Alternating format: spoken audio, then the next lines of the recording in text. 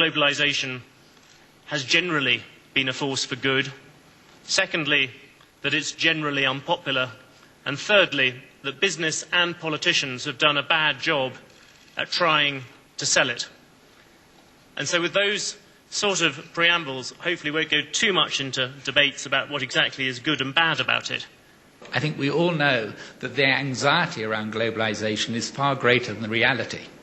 Survey after survey shows, particularly in the West, much less in the developing countries, interestingly, it's important that globalization and anti-globalization doesn't just become a Western thing. I think everybody has to recognize the anxiety as cause. If you're not at risk of losing your job, you know somebody who is, or you're reading about it. And I think this is where business can be more active in terms of action. I think helping to mitigate risk for individual citizens and sometimes countries is something where business can play a role. Well, I think the communication about globalization is not very good because fundamentally the message is tough. What's the message at the level of every single individual which is touched by globalization? The message is very simple. You have to do more. You have to do more. I mean, whether you are an executive or you are a worker or an employee, wherever you are, you're working in the western side of the world or even the southern side of the world, you just have to do more. You have to do more for customers, you're going to have to do more for shareholders. But fundamentally, the message of globalization is stretching people and abandoning some positions which are unsustainable for the future. So the message itself is challenging, is tough, and that's why the communication is not very good. As we know, usually, when you don't have a very appealing message, communication usually is flawed. So we have to first realize the fact that that's not a very easy message, and that's a tough message because you are asking basically people to do more, whatever they are. And when I'm saying more, I'm not talking only about the Western people, because there is also a lot of stress on Chinese, on Indian, on a lot of people who apparently are benefiting from it, but they are benefiting from it, but they are going through a transformational process which is really tough, and we have first to recognize it. The second point is most people who are hurt or think they are hurt by globalization know it. Most people who are benefiting from globalization do not know it.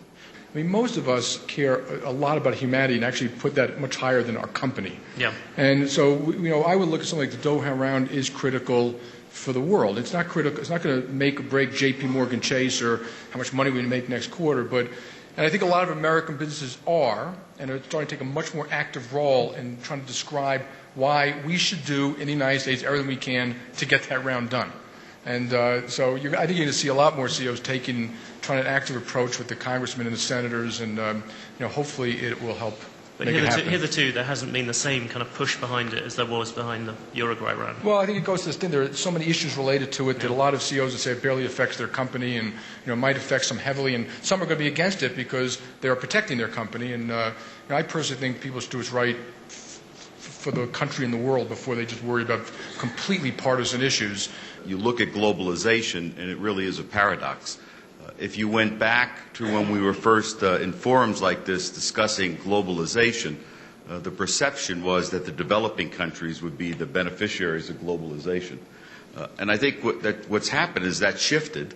I don't think, as it was mentioned previously, I think that perception of who the beneficiaries are of globalization has caused much more inward looking, much more containment around what I have in my country in terms of, well, I'm a developed country, we have this great benefit of goods and services coming in at reduced costs, but what's happening to the jobs in my country? They're going to be going somewhere else.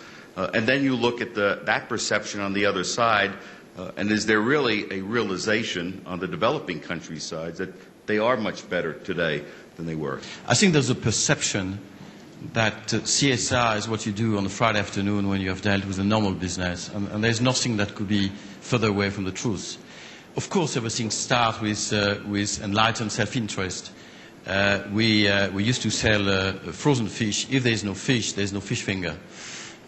We sell washing powder. If there's no water, there's no washing powder.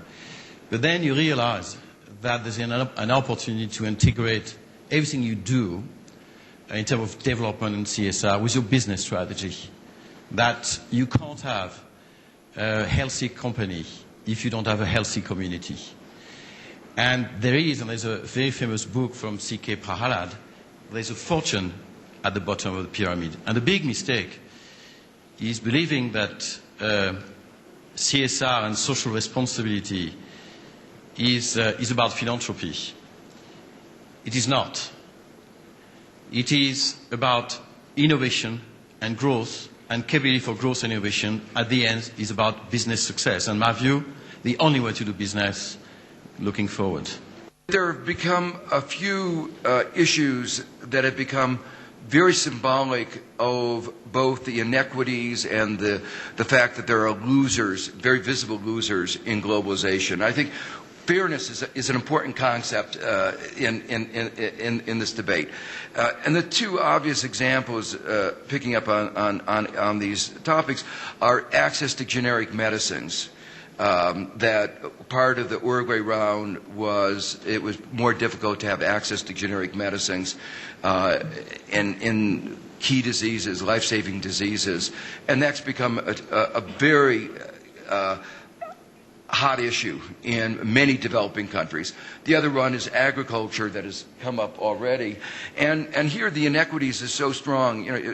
25,000 very well-off American cotton farmers divide $3 to $4 billion a year, driving down, and most of the money goes to about 5,000 of that 25,000, and it drives down the price of cotton of some 10 million sub-Saharan cotton farmers. In India, there's been a rash of suicides of cotton farmers, and while there are many factors, low cotton prices, caused in part by these subsidies, is part of the story.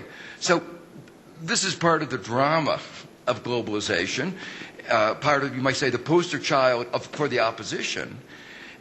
These are things that could be remedied fairly easily, and yet I think, and this is where I think the business community could hone in and say, there's no reason why this ought to, each of these cases, a few people are benefiting at a cost to the business community as a whole, our economy as a whole, and to an awful lot of people.